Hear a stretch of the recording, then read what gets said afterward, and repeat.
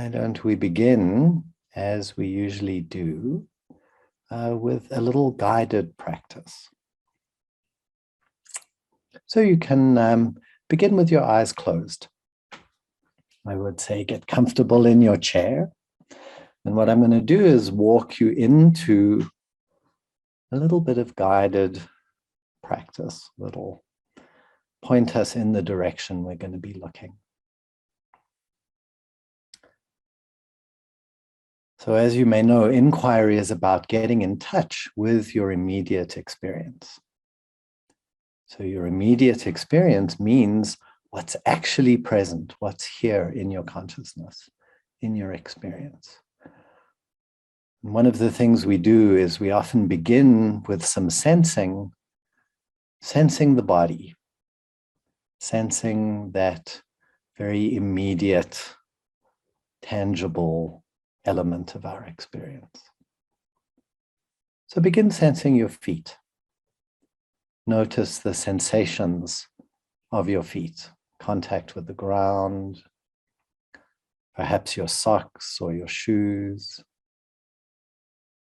Just notice, what do you sense there? Do you sense temperature or the soles of your foot or the bones in your feet? Letting yourself really get in touch, heels, and then letting the sensing move up your legs. So sensing your ankles, both ankles, and then both lower legs.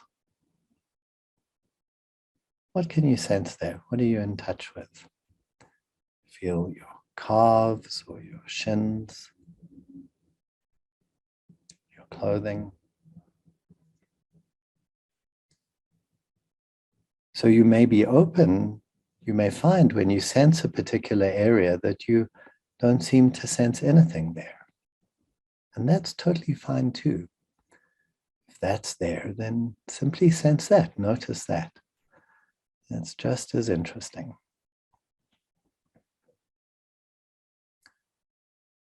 Sensing your knees, your upper legs. Really getting in touch, not thinking about your upper legs, your thighs, but really palpably, immediately being in touch. And let the sensing come all the way up to your hips and your buttocks.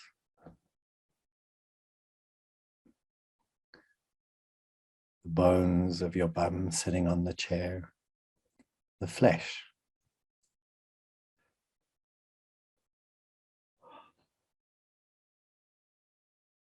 So you may notice ordinary physical sensations, or what seem like ordinary physical sensations.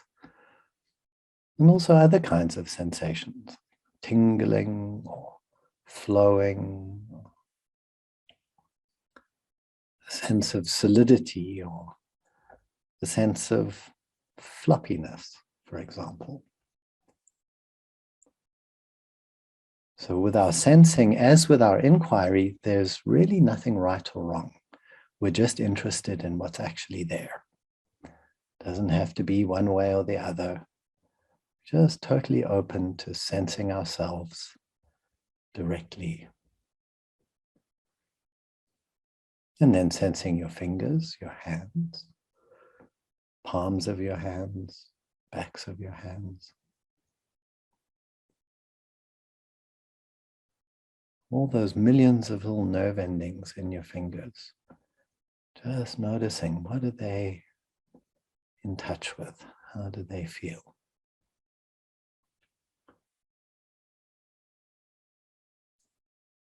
Up your wrists and your forearms. And coming to your elbows. Interesting thing, an elbow.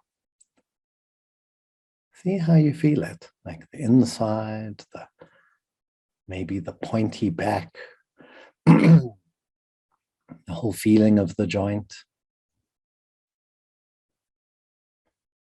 And then sensing up your upper arm.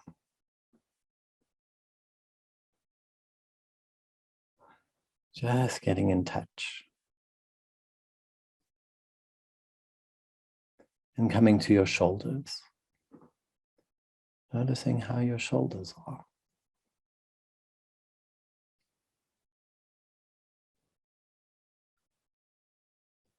Shoulders, shoulder joint, the shoulder girdle, maybe the fleshiness of the shoulder. And see if it feels tight or relaxed or tense or delicious. And then sensing both arms and both legs. Really feeling your arms and legs.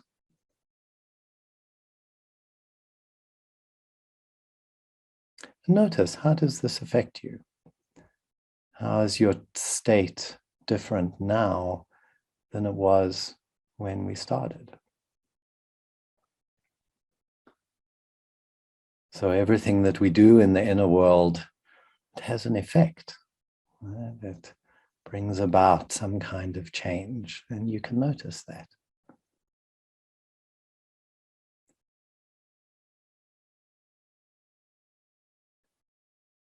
So you're sensing, now add listening, taking in the soundscape around you, my voice, sounds in the environment, whatever else you notice.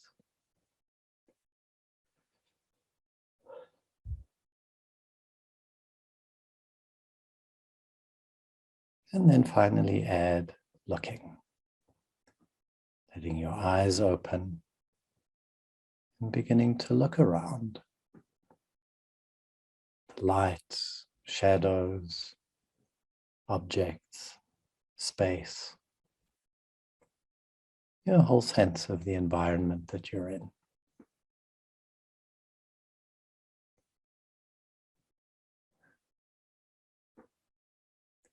And so now you're sensing, looking, and listening. So you can see that's really being in touch in a certain way. Being in touch with the immediacy of what's happening here, now.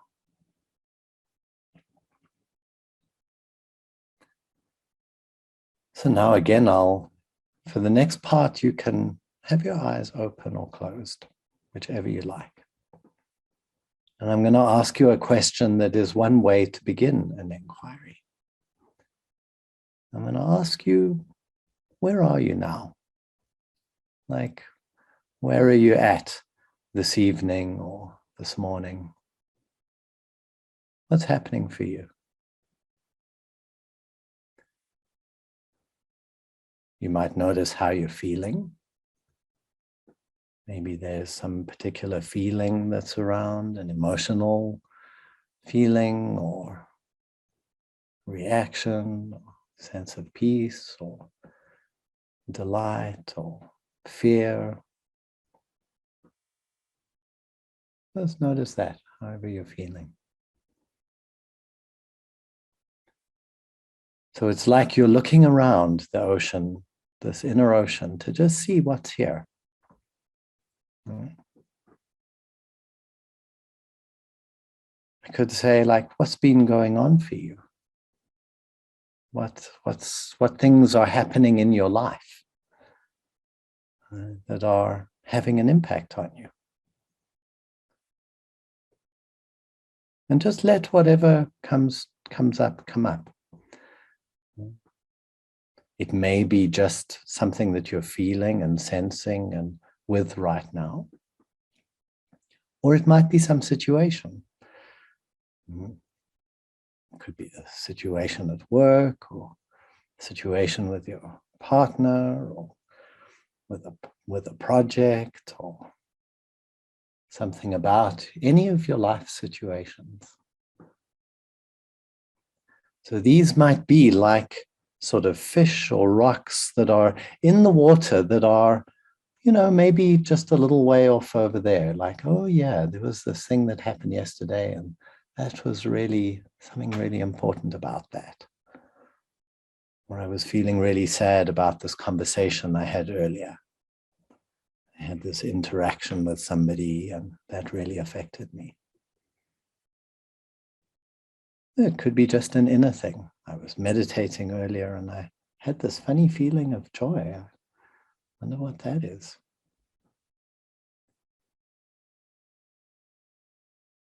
So you may notice as you begin to look around at what's up for you, sometimes it's one big thing and it's obvious and, that's what's going on for you and that's clear. But sometimes there are many things. There's a whole lot going on. We live these very rich lives. So it's not always just one thing going on.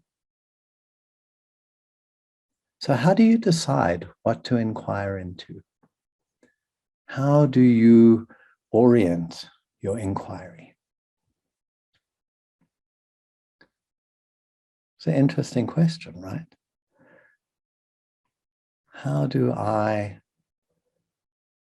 Where do I go? I see there's that situation, there's this funny feeling in my belly, there's this feeling of sadness that's been hanging around, argument I had with the people at the office. So as you just look around your inner world, at the beginning, you're just letting everything be there, right? All the different things, right? Just giving them space to notice. This is what's up. This is what's in my consciousness. This is what's live for me in some way.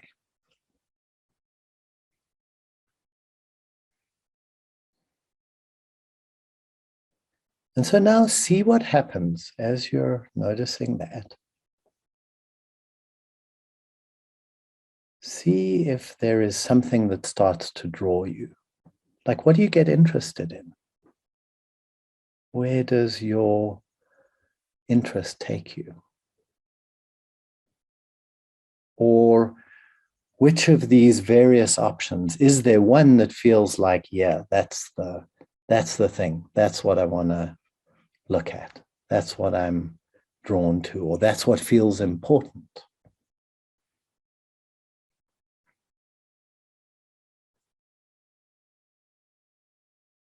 And it could be any of those elements.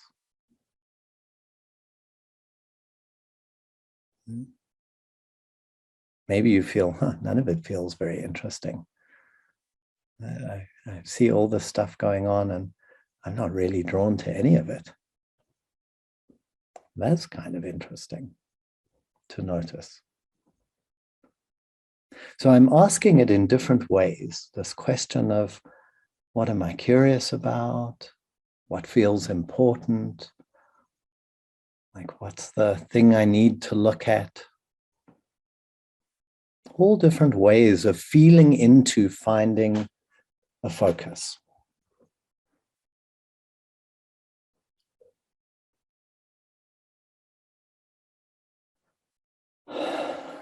So take a breath in through your nose, out through your mouth.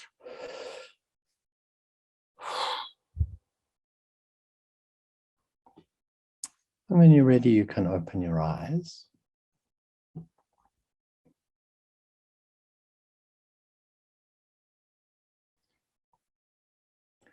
So this question, I want to say a little more about it, and then I'm going to give you a chance to go and check it out. This question of finding a focus is an important one, right? To actually find what it is that you're drawn to, what you're curious about, or what you don't know about yet, what you don't understand. And anything that you don't understand yet could be something that you could inquire into. Had this fear, had this reaction. So I don't know, how come I had that reaction? Right? What made me have that reaction? So our inquiry brings this kind of friendly curiosity, this friendly interest to try to understand ourselves, to understand our experience. But it's apparent that you can't understand everything at once, right? And if there's all of these things going on, and sometimes people will talk a little bit about this thing, and then they go on to that thing, and they talk a bit about that, and then they go on to another thing that's going on, and they talk a little bit about that, and then something else that isn't really connected, and they talk about that. And what you find in that situation is the inquiry doesn't really deepen. We're not kind of zeroing in on something that we can then explore, right? That we can get more into, get more fully in touch with, right? And so finding that sort of focus, that direction, gives it a flow. It's just like swimming in the ocean. You dive into the ocean and you see there's some rocks over there, there's some fish over there, and you can't even tell what's over there. There's something there, right? And then it's a question like, where do you want to go? You can't dive in all three directions at once. You actually have to follow something, right? You've got to, okay, I'm going down there now. That's where I want to go, right? So you can think about this looking around your inner world in the same way, right? It's just like looking around, seeing all the things that are about, and then going and picking something and letting that be where you start. Like, okay, I'm going to go in this direction and we'll see what happens. We don't know what's going to happen, but that's what we'll follow. One of the points that we spoke a lot about last time, and I just mentioned it briefly now, is that sometimes the thing that you want to inquire into is not the thing that is immediately right here, right? So it's like you've lowered yourself down into the water, and right now, okay, it doesn't seem too much going on, but there was this thing that happened yesterday, and that was really important, right? And I knew at the time that this was something I really wanted to inquire into. And so then, in a way, it's almost like it's a little bit off to the side there, right? You haven't landed directly in it, but you know there's something off there, and that's what you want to look at. So what you can do then is to begin talking about it. Just remember, oh, yes, this is what happened, something about that, and then this. And as you do that, you may find yourself getting closer and closer to it. Right? It's as if you're kind of swimming over to it and finding yourself then more immediately in touch with something that connects with that experience. If you talk about it for a while and nothing seems to come to life, then, well, that's interesting in itself, right? Then maybe it doesn't have such interest for you. So this finding of focus is really a question of allowing your curiosity to lead you, your own personal interest, what you are interested in, what you want to explore in your own inner world, and then going and following it. And it happens at the beginning in a most obvious kind of way, but you'll find it kind of happens at various stages as you go along.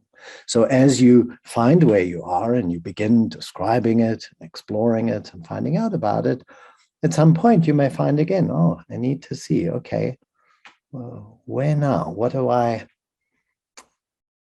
don't I understand now? Or what's not clear here? Or what feels important here? There's lots going on.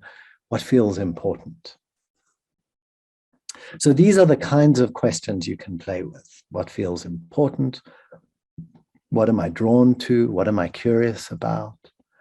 What's pulling me? What feels like the main thing? They're all different ways of finding how to orient yourself.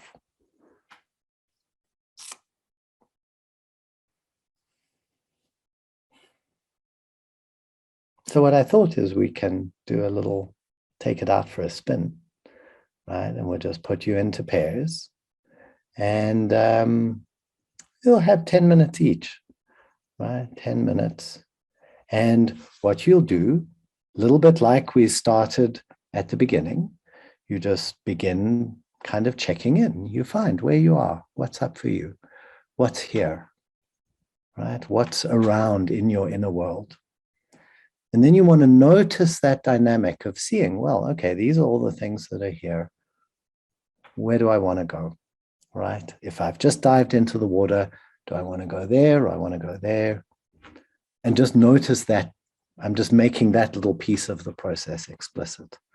Right? Sometimes it arises, you can feel it just as the arising of a question, like a question begins to form. You're looking around, you feel your feelings, and you see how your mind is, you're sensing your body.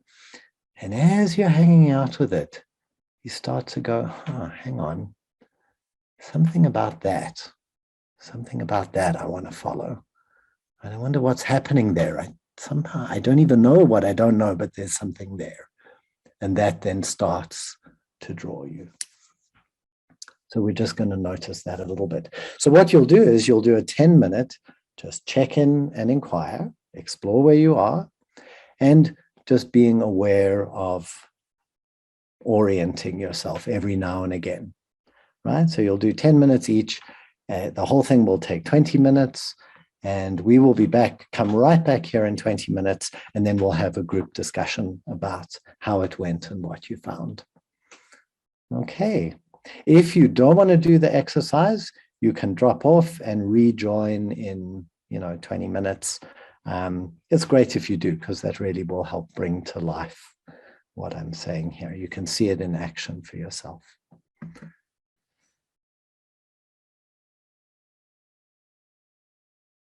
Well, so welcome back, everybody. I'm very curious. We thought maybe to kind of kick off our discussion, maybe you could write a sentence or two, word or a sentence or 2 sentences, something about what you noticed about finding a focus. Like, what did you learn about that? Did you see that happening? What were you drawn to? Could you say, like, even that? What were you drawn to, or what made you get drawn to that? Right? Was it because you were curious, or because it felt important, or because it was the only thing there? We're just curious to know, how was your experience of jumping into the water and then picking somewhere to go? So anything you could share about that? What do you see about that?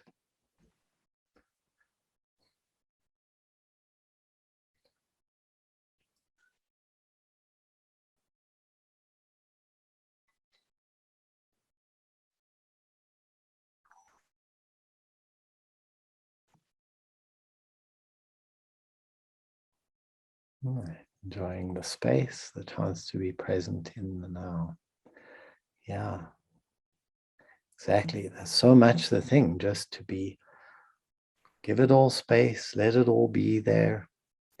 And then it's actually even just from the being in the now that the focus tends to arise. You're like, oh yeah, I wonder about that. What's happening there? Right. Sue says she was drawn to what I could not see, the gaps between what was obvious. Yeah, right. So that's really how our guidance begins to function, right? We're swimming in the water, and it's kind of when you go, oh, what's over there? Like there's some, like that's I can see and that I can see, but there's something there that's not so clear, right? Or not so obvious, right? Or that I don't know yet. And that might then be what draws you. Right?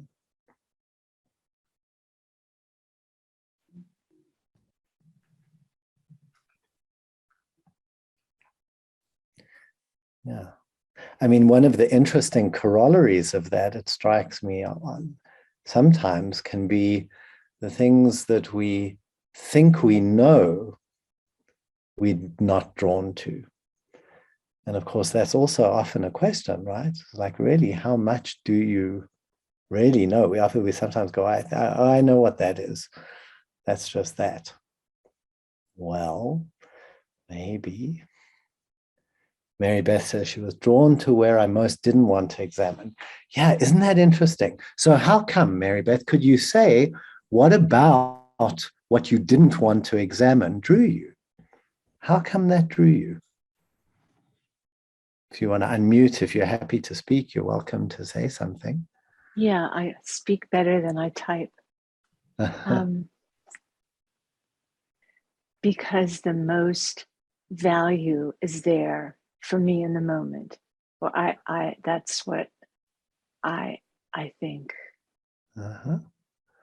Right, that's very interesting. So when there's some kind of aversion or something that's pushing you away from something, you have a sense that there might be the most valuable thing to look at. Yeah. Uh-huh. Yeah, interesting. Sometimes true, right? And you might find sometimes it may be interesting to go, well, there's something over here that feels really good and that really, right? Well, I wonder about that, right? What's that about? Yeah. So again, there's nothing here that's right or wrong, but what we can do is become aware of how we tend to go. And that when we become aware of that, it means we can give ourselves more freedom. Like if you always do the same thing, then you might try something different at some point. So Mike says, I was with something that's a live issue. Right. So when there's something that's really cooking, right, it's really up for you, it's going on, it's occupying you, it's in your life, or really, yeah, those are the natural things that really often will feel most compelling. Charlotte says, I'm drawn to everything I see at the same time. Oh, and at the same time, I want to push away everything I see. Well, isn't that an interesting dynamic? Right. Right. So that dynamic sounds kind of curious. Do you get curious about that dynamic? Right. I'm drawn to everything and I want to push it away. Huh. How come? Wonder what's that about? So what's interesting about what you say there, Charlotte, is that sometimes what draws us is a particular thing that we find, right? Something that's cropping up. And sometimes what we may notice is a response that we have to it, right? So, oh yeah, there's this thing going on, and then I have some kind of response to it. I either am really drawn to it or I won't push away from it, and you may find in that moment that you get as interested or more interested in the response than in the thing itself, or not. You may get more interested in the thing itself.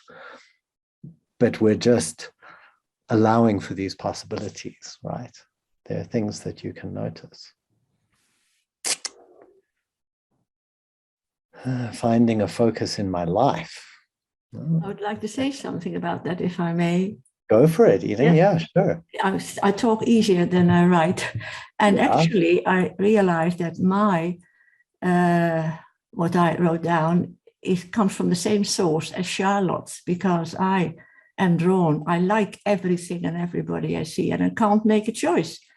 I can't even choose what my focus is for the 10 minutes.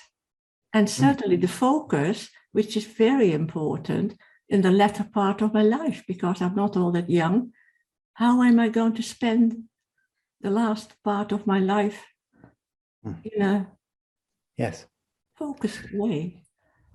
So does that mean that when you sense, so you see all these things going on, and there just doesn't feel like a focus? You don't feel the focus. I don't feel the focus. I can't choose. It's sort of, I feel like a cannonball sometimes. I lose all over the place. Talking. Talking. Yes. Okay. And how about when you include sensing? I often forget when I'm talking, I forget to sense at the same time. Right. So that may be a useful ally for you, because our mind and our talking can go all over the place, right?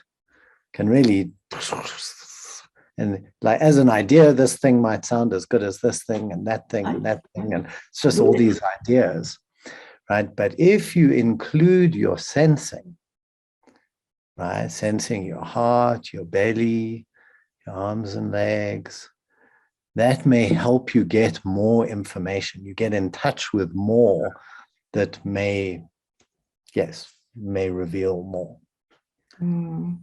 I realized, but the problem lies in doing it, not forgetting. Yes, well, so it's a practice, of course, right? Yeah. So it's not a switch, and you're not going to just magically one day and always be sensing. But what you can do, is every now and again you think, well, okay, I need to find a focus, or I decide what I'm doing this afternoon, and give yourself a few minutes to just sense, and then see, okay, so what actually do I want? I know, just do it. Stop, and what do I want to do? I know. Thank you. Yeah. Thanks. Great. Yeah, Bruce, drawn to a hairline cut in my heart. Right. So sometimes what will draw us is that something very specific right there in the experience that you can sense and feel, and it's right there drawing your attention. That's a great example. Right. Being present is a meditation, inquiry is spacious. Yes, exactly. So the inquiry, say something about that quickly, Patrick, if you like. What do you mean being present is a meditation and inquiry is spacious? Yeah, this is something that my partner Michael mentioned and I really picked up on. That what my tendency and his tendency is to go into an inquiry with a bit of tension, he was using the word vexations, and so there's the tensions of our life, the tensions of circumstances that we bring into the inquiry, but just allowing 10 minutes of just being present with each other and allowing the other person to give voice to whatever's coming up for them, their inquiry, creates this atmosphere of relaxation and spaciousness, and kind of diffuses the tension in life. Just a 10-minute process is really, really impactful. Beautiful, yeah, isn't that lovely? So when we really just give some space to our inner world, rather than trying to fix it or change it or do stuff to it or, get busy in the outer world, all of that, we just park it for 10 minutes and just give ourselves the space to see where we are and to see the bits floating around and to just kind of give them space and hang out with them. Has such a profound effect. Yes, that's exactly our experience. It was very profound, just giving space to the inquiry. Yeah, beautiful. Oh, I'm glad you had that experience. Yeah, Rishi, drawn to a puzzle in my life. Right, exactly, puzzles. The fascinating things in our lives that we want to get to the bottom of. Yeah, want to understand. So the urge, that kind of drive to understand, in a way, really can be, for some people, particularly the fuel for inquiry, right? Want to understand. Some people don't feel it so much as that explicitly, but many people do. It's like really what you want to do is this urge to kind of understand your experience. Jonathan said, we're drawn to something he didn't want to look into. And once he started, yeah, exactly. Well, that happens like so often. Things we don't want to look at, or things that we feel we have some aversion to. And then you start going there and you start exploring it. And it turns out to be a fascinating, fruitful, useful exploration. That is really often the case. Sometimes it kind of opens up a chasm that seems like it's just going to go deeper, and that can happen too. So sometimes these things will take time to really get to the bottom of, but it's really nice that, actually I have a question. Just as you wrote it there, I was drawn to something that I didn't want to look into. So what drew you? What is it that drew you to look at something you didn't want to look at? Curiosity. The resistance itself became an object of curiosity. Okay. And that opened up. And it was really my curiosity, willing to see a door there and to walk through it. Oh, right. That's beautiful. So actually, it's similar to what someone said earlier. You see, you don't even have to try and get rid of the resistance. It's like, just as you see the resistance, oh my God, I really don't want to look at that. That's really interesting, right? And then up comes your curiosity. Yeah, it was what was happening then. Yeah. That was the thing which was dominating my sense of myself. Right, right. Yeah. Yeah, beautiful. Thank you. Thanks. Thank you. Right on. Melissa says, I was drawn to the biggest and wanted to know it, not say words, but no words about it. Words gave me no understanding. And I saw and felt the dynamic and wanted more of that and to stay there knowing it. Oh, yeah. So really getting to know something by feeling it and knowing it from the inside. Is that right? That's a bit what you're referring to? Yeah. Yeah, and I wasn't, even in the process, this is my first time being in this group, and I wondered, could we have been quiet the whole time? Yeah, good. Such a good question. Or part of the time, or whatever occurs. That didn't occur to me, but it does now. Yeah, it's a great question. I think you can definitely take some time. So for sure, take a little time to sit quietly with something and hang out with it.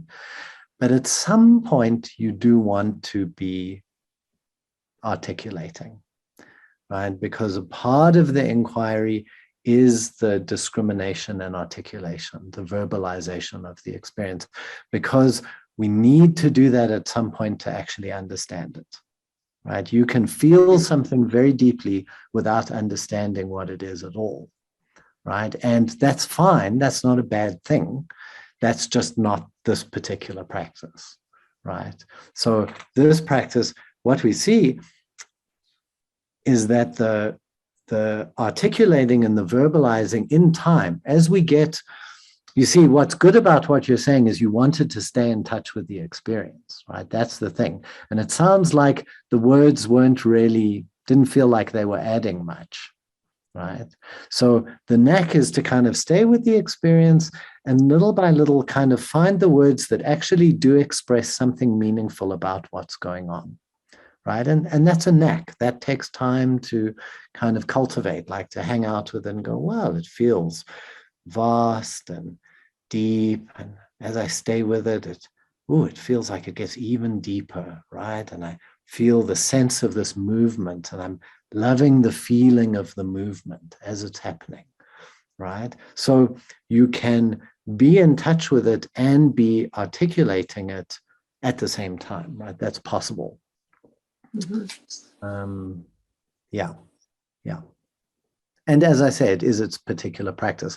What that does in time is that brings the clarity, right? The clarity and the understanding, and that ultimately is, of course, where the diamond approach gets its sense from, in that very clear recognizing of our experience as it's occurring. Thank you. Yeah, sure. So Samantha says she was drawn to the immediacy of a work situation that was stressful.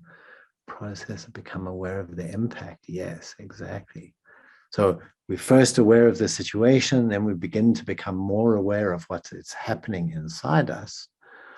Kind of was stuck in the water. Right.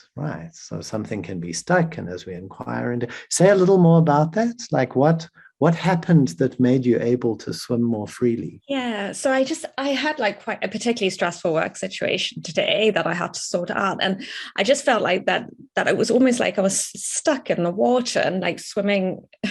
It's just stuck going round and round in the same issue. And I know how to deal with it. I dealt with it. All the things that I've found in my mind, like I've got to do so many other things, and this is what I've got to do the next day. It was just going round and round and round that same issue. And from talking through it, it just realized like actually to like I wanted to move past that a bit. It almost felt a bit shallow.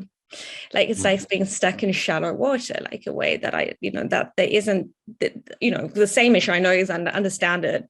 And I deal with the frustration that I felt and like the stress and the impact, and looking at the impact it had on me. But it was like I couldn't like go past that. And then like actually by processing and talking through it, was almost like you can repeat the same issue over and over. And then it's almost like swimming. Okay, now I can move through it like a donut, like you're going round and round and round, and then you can swim through the middle. So what was it? Was it the speaking it? Did you recognize or understand something about it? Well, yeah, what was it that made that difference? Can you tell? So I think what made it different for me, like, well, is that as I'm looking, I'm still taking this impact today that it had on, like it's impacting me. I was still feeling like quite stressed from it internally. And that is, instead of, well, the day's over and, work day's over and moving, dealing with, I mean, this happens quite often, like, not letting it to impact the rest of my like outside of work part. Right. But as you say, you can kind of feel still the impact of it. What I get curious about is, what is the sensation of it? Like what are you sensing in your body? Right. Yes.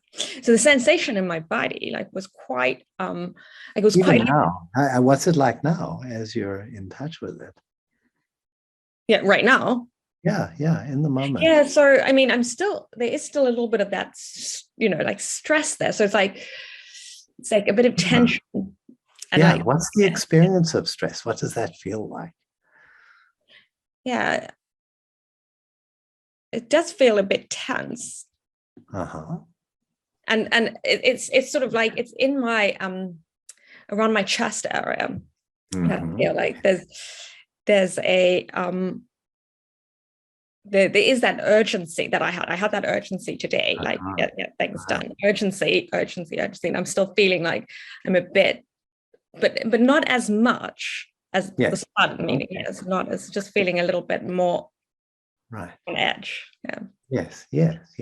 So you start to feel, these are some of the, like, as you're kind of in the water, you're getting in touch, like, so there's some tension, it has a sense of urgency, it's connected with this work situation. So these are the sort of contours that you've seen so far about it, right? And then you might, in a sense, your inquiry will just be curious about that, like, oh, I wonder this tension, this feeling of urgency. If I let myself just feel that, like, I wonder what that is. Like, what is the sense of urgency? And to kind of feel your way into it in that kind of a way, right? To be curious about it. Yes. Okay. Yeah. And do you recommend like looking at like for a better feeling thought? Like, or is it so? Yeah, it's just such a good question. Yeah. So the basic orientation of our inquiry, right, is just to be curious and interested about what's there, right? What's actually true, right? So I didn't talk about this much at the beginning, but we bring this kind of friendly curiosity. It's like you dive into the water and you see there's a fish there.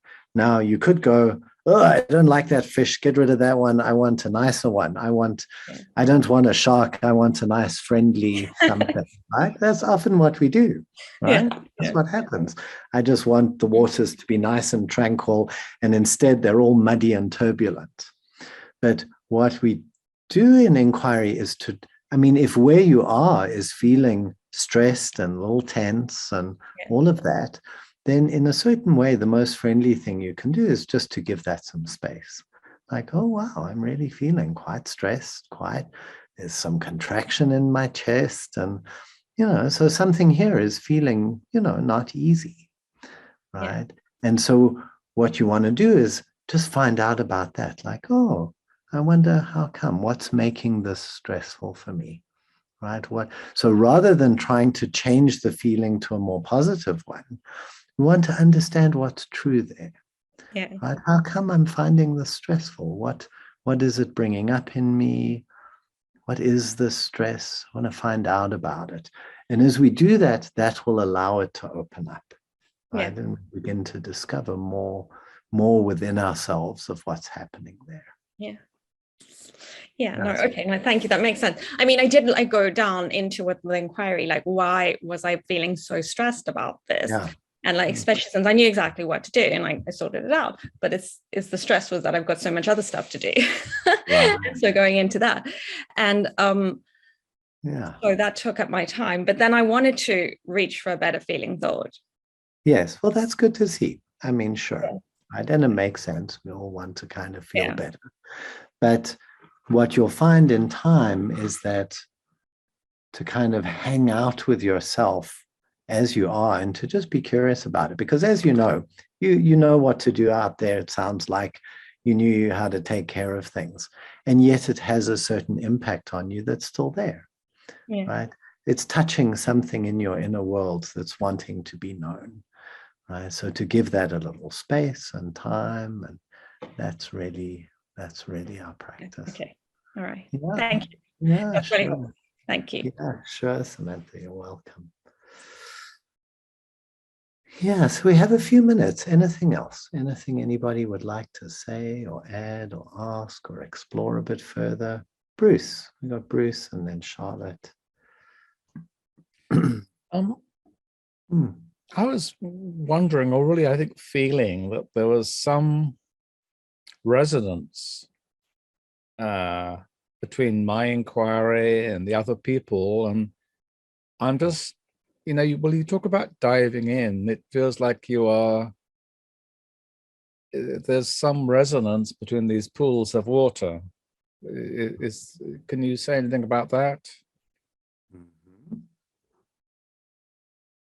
What do you see? Well, it's only just beginning to dawn on me, really, that like if you're in a group, and we're in a group now, it's almost like there aren't really barriers between my mind and everyone else's mind. Conventionally, I think there are. I pull the shutters down, but I think that's just a kind of default illusion, and it feels like there are glimpses, which are quite interesting glimpses of swimming in the same water, really. Right. So you have a glimpse of that. Something that you have a glimpse of. Yeah, I think that's true. Well, I mean, one very obvious way to kind of position it, you just think about sensing, looking, and listening, right? So if you're looking and listening, you'll be seeing the other person, the other people. You'll be hearing them, right? And your visual and audio perception of them is actually something in your inner ocean. So when you say dive in, for a long time we think of dive in meaning close all that out and go in here. But it's diving into the ocean of your experience. And actually that includes your experience of everything out there too. Right? That's all arising in your consciousness, in your own inner ocean. Well, is it your own? Yes, I find that it's a bit jaw-dropping. Well, yes, I don't know what to say. But maybe I've had some convenient illusion of a private refuge.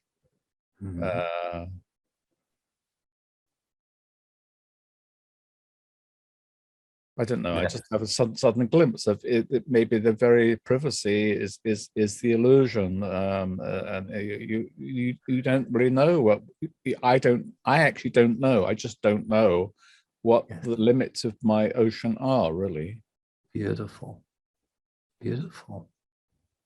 Yes, that's a lovely moment to come to, that recognition. Don't really know. And the limits of your ocean that way, or for that matter, the limits in terms of privacy and inner depth. Because what you said just now, you said, oh, maybe the illusion is the privacy. Maybe, but privacy is also something you can experience, right? The inner sense of privacy. So anyway, they're all interesting possibilities is what I'm saying. Yes. Yeah. Okay. Yeah. Yeah. You're welcome, Bruce. Thanks for your question. You see the beautiful thing, what you see here. So, I mean, again, it's like finding, so you start noticing, oh, that's the thing. That's kind of interesting. Something that I don't know, right? And as you allow that not knowing and you begin to see what it is you don't know, other, that almost starts highlighting, bringing out all these other questions, right? Like here, out there, in here, privacy, openness, like what all do these things mean? What is your, and then you can begin to look into your immediate experience of them to see what you find to be true, not as ideas or ideologies or anything like that, but what actually in your immediate experience do you discover to be the case? That's how you can find out. So that's a great example for all of us here. Yeah, Charlotte, you had a hand up. I don't know, this is a bit off topic, but Mhm. I was wondering about, I'm starting to get to different experience between understanding and knowing. And I'm kind of feeling at the moment that asking myself what I want to understand more of in helping me get a focus is not actually, it's like not like a red herring, but it's almost as if I can get attached. This is the outcome, that I need to understand. And actually what I found sometimes is where I really land is completely incomprehensible. Like it's beyond my ability to really understand my experience, but it's something about knowing that feels different. I don't know if I'm making any sense. Yeah. What feels in what way, what are you pointing to about knowing being different? What's knowing like that makes it different? It's like, I think maybe something about it being a more embodied experience that maybe my mind cannot make sense of. And to know it inside and out. Beautiful. It feels like that's really a better guide for me than saying, what do I wish to understand more? Yeah, beautiful. Trust that. That's really that. So that immediate knowing, like, so some people feel it like that. I want to know my experience, to like come to know it, to feel it in that way. Like that somehow we can feel that urge or that impulse. So that sounds great. That's why I said it in various different ways, because everybody can experience it differently, right?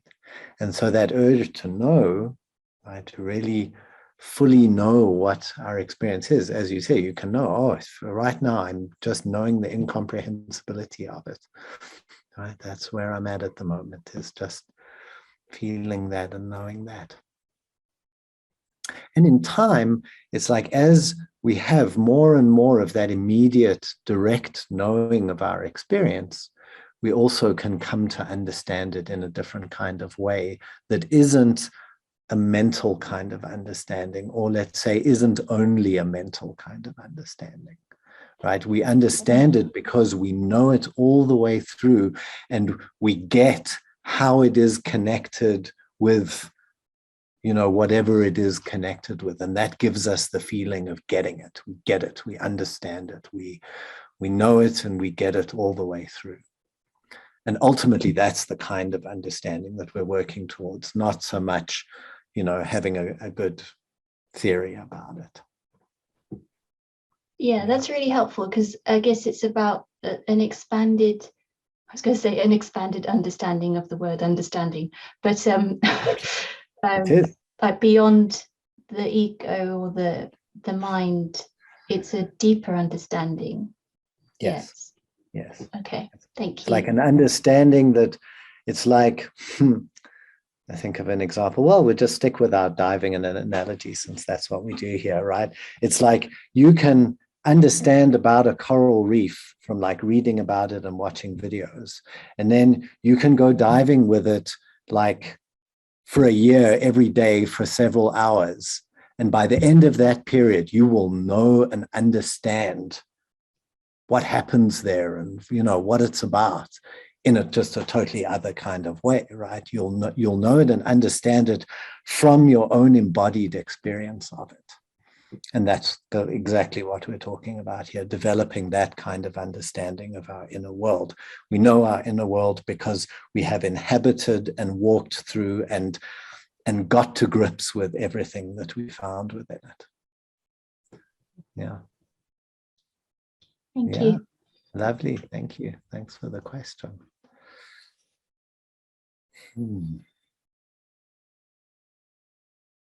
So just take a moment, feel into where you are now. What's here? Always coming back. It's always coming back to sensing, checking in, noticing where you are, sensing your body. We have to ground in that so much, practice including that.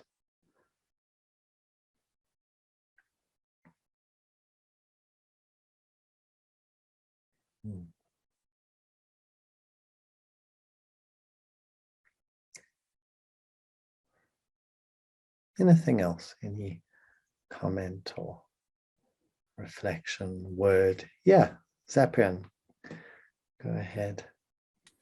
Hello. Hi. So alongside inquiry, I also do some dream work. And, you know, when I sit down to inquire, there are some things in my immediate experience which I wish to explore. And there is something, let's say, from yesterday, which I can also go to, although it's not evident right now. But I sometimes find things which my dreams point me to, which I wouldn't be seeing otherwise. I mean, I wouldn't see them in my immediate experience, and I wouldn't see them as important. And this to me seems like a third kind of category, and I just wanted to bring that in as well as dream beings. Yeah. Point. I'm so glad you mentioned that. Yeah, right on.